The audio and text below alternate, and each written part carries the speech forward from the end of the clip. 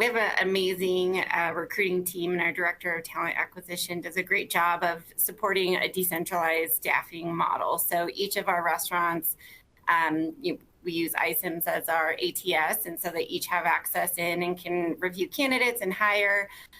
But really, our job is to kind of fill that funnel and making sure that they have enough candidates within that platform to be able to hire and kind of source for their team. How they know what they need to hire for is the staffing forecast model. And so that is where it kind of gets a little bit more technical, but we do a great job of making sure that there's employment branding. Our teams know how to run the system. They know how to run different programs, whether it's, doing marketing outside of their four walls to try to engage referrals.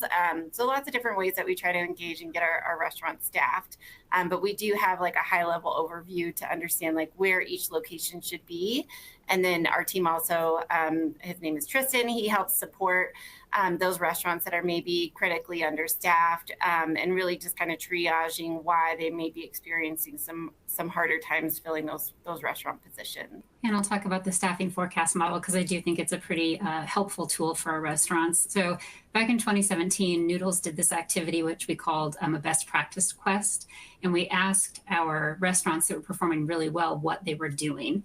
And so then we tried to roll that out company-wide. It included sales, it included turnover. I think we even potentially included like type of restaurant. There were a lot of metrics that we looked at to tell restaurants how many people they needed to have on staff, and then what they would probably need to hire in the next month because if they might be losing someone. And then, the whole world changed after COVID and the staffing crisis in 2021.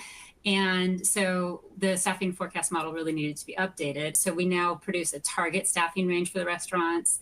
And we include things like what percentage of the staff have been with us for more than a year, what percentage of the staff work full time. And we include those things because you actually need fewer people if you have a higher level of those numbers. And so it's a really good model. I wouldn't say it's 100% perfect because no data model ever is, but I really feel like it gives our restaurants a good starting point. And then we ask them, of course, to use their knowledge of their specific location.